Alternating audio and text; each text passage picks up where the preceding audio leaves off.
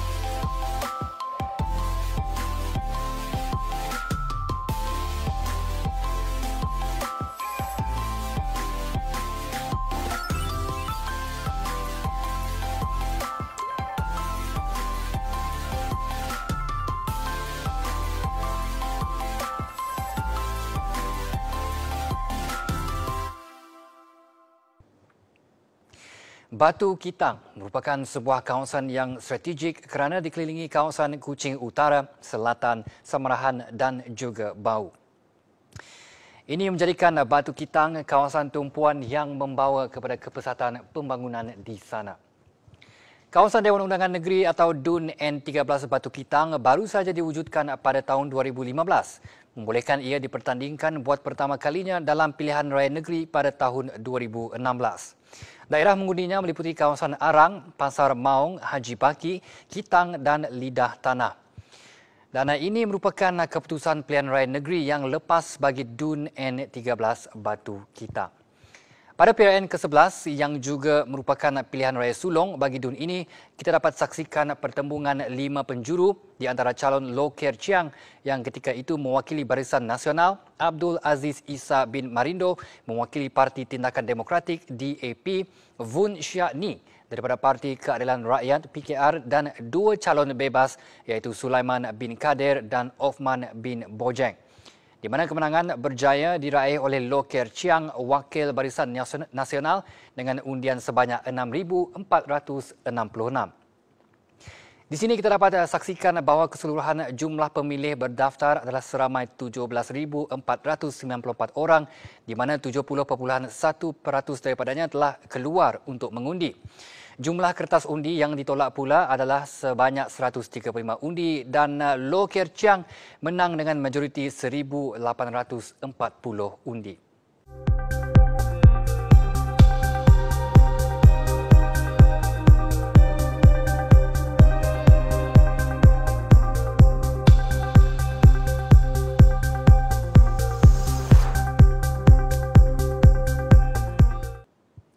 Low Ker Chiang, seorang yang terkenal dengan personalitinya yang peramah dan lemah lembut.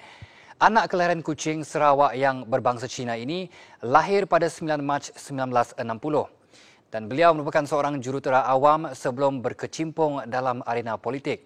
Selain menjawat jawatan sebagai Adun Batu Kitang, beliau juga adalah pengurusi Majlis Perbandaran Padawan MPP sejak tahun 2010. Baiklah, kita beralih kepada perkembangan di kawasan Dun pula. Kedudukan Dun Batu Kitang yang strategik terletak di kawasan tumpuan kini sedang menyaksikan pembangunan yang sedang rancak dijalankan. Pembangunan di kawasan ini didorong oleh pertumbuhan ekonomi yang pesat di Sarawak, terutamanya di kawasan bandar.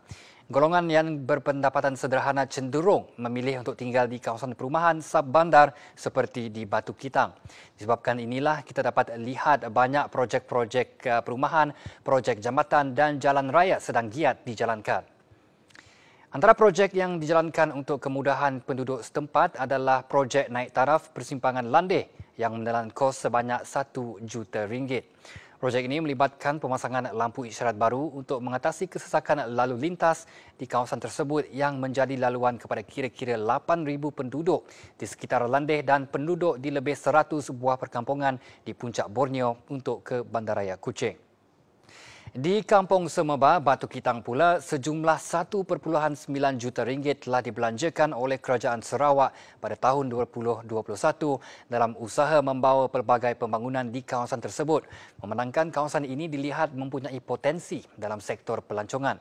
Antara projek yang telah siap adalah projek naik taraf Jalan Raya Kampung, sistem saliran serta prasarana sukan padang futsal dan padang bola sepak yang menelan kos RM150,000. Rumah bagi 5 buah keluarga di Kampung Semeba juga telah siap dibaik pulih, melibatkan kerja-kerja membaiki bumbung, tandas dan kawasan dapur yang mengalami kerosakan. Selain itu, pembinaan Gereja Seventh Day Adventist dan Gereja Sacred Heart juga telah siap, masing-masing bernilai RM250,000 dan RM50,000 menerusi Unifor atau Unit for Other Religions. Manakala antara pembangunan yang bakal dibina di bawah peruntukan ini ialah bina baru gerai penjajah dan sebuah tadika masing-masing bernilai RM100,000. Di bawah projek kecil luar bandar MRP tahun 2021, sebanyak 80 buah rumah di Dun Batu Kitang akan dibaik pulih untuk golongan B40 di kawasan ini. Setiap unit rumah akan diperuntukkan kos siling RM15,000 untuk kerja penambahbaikan. Peruntukan ini juga termasuk melantik kontraktor tempatan untuk melakukan kerja-kerja menukar bumbung, siling, dinding yang berlubang, membaiki tandas dan mengecat rumah. Untuk rekod, sejak 2017, sebanyak 20 sehingga 30 buah unit rumah telah siap dibaik pulih di bawah peruntukan projek kecil luar bandar penambahbaikan rumah rakyat miskin bernilai RM1 juta setiap tahun. Manakala di bawah projek transformasi luar bandar RTP, Dewan-Dewan Serbaguna di sekitar Dun Batu Kitang telah pun dibina dan dinaik taraf. Antaranya adalah projek pembinaan dan naik taraf Dewan Serbaguna Kampung Batu Kitang bernilai RM100,000, Dewan Serbaguna Kampung Haji Baki dan Dewan Serbaguna Kampung Bukit Pancur. Dewan-dewan ini disediakan untuk kegunaan penduduk setempat dan untuk memudahkan mereka jika berlaku sebarang bencana seperti banjir. Dan untuk pembangunan agriculture, sebanyak 65,000 ekor anak udang galah telah dilepaskan di Sungai Lubok Boyak di Kampung Payamebi, Batu Kitang untuk tujuan pembiakan jangka masa panjang. Sungai ini memang terkenal dengan udang galah dan ikan kaloinya. Projek jangka panjang ini dijalankan kerana anak udang galah akan mengambil masa untuk membesar dan membiak. Projek ini diharap dapat menggalakkan penyertaan penduduk kampung dalam aktiviti memancing udang galah sebagai salah satu cara untuk menjana pendapatan selain meningkatkan ekonomi masyarakat setempat. Dan selain itu, di Batu Kitang mempunyai sebuah lokasi awam iaitu Bamboo Forest yang terletak di Kampung Semeba. Pengunjung boleh merasai pengalaman menyusuri laluan dikelilingi oleh pokok-pokok buluh di sini. Ia antara lokasi pilihan bagi penggemar aktiviti menyusuri hutan atau jungle trekking. Di samping dapat menikmati keindahan alam ketika menyusuri hutan buluh ini, tempat ini juga merupakan lokasi strategik untuk melihat pemandangan matahari terbenam di puncak paling atas di kawasan hutan buluh ini. Dun Batu Kitang merupakan salah satu kawasan dun yang tidak pernah mempunyai masalah gangguan bekalan air. Kejayaan ini adalah sebahagian daripada usaha Kerajaan Sarawak membina loji rawatan air di Batu Kitang. Loji ini terletak berdekatan Sungai Sarawak Kiri, berfungsi untuk membersihkan air sungai untuk disalurkan kepada penduduk di Bandaraya Kuching dan sekitarnya. Setakat ini, loji rawatan air Batu Kitang membekalkan sekitar 650 juta liter air sehari untuk kegunaan 900,000 penduduk sekitar Kuching. Projek menaik taraf kapasiti Loji 2 dan Loji 4 di Loji Rawatan Air Batu Kitang daripada 95 kepada 200 juta liter air sehari juga sedang giat dijalankan. Selain itu, Lembaga Air Kuching di bawah rancangan Malaysia ke-12 merancang untuk membina sebuah lagi loji rawatan air di Landeh yang keseluruhannya akan menelan kos 1.2 bilion ringgit. Apabila siap kelak, loji-loji ini berupaya untuk menghasilkan 1,184 juta liter sehari sekaligus memastikan bekalan air yang mencukupi untuk semua kawasan di zon selatan Sarawak iaitu dari Kuching sehingga ke Betok. Sekian sahaja mengenai DUN N13 Batu Kitang yang dapat saya kongsikan kepada semua. Saya Raji Ahmad untuk Sarawak Decides.